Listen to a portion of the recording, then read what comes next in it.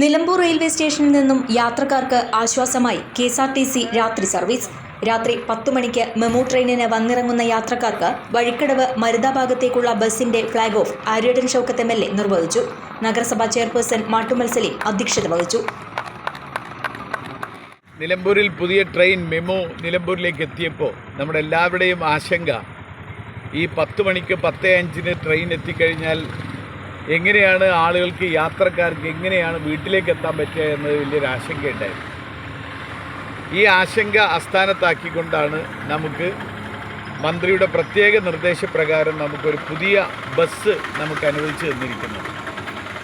Train 10:05 എത്തിക്കഴിഞ്ഞാൽ 10 minute കൊണ്ട് തന്നെ ഒരു പുതിയ ബസ് നമുക്ക് ഈ റെയിൽവേ സ്റ്റേഷനിൽ നിന്ന് ആരംഭിച്ച് ചുങ്കത്ര, എടക്കര, വഴിക്കടവ് വഴി മരുതയിൽ ഹോൾട്ട് ചെയ്യും. KSRTC മുൻ ഡയറക്ടർ ബോർഡ് അംഗം BA Kareem, ET Gangadharan, P Firoz Babu, KSRTC inspector Rinil Raj എന്നിവർ സംസാരിച്ചു.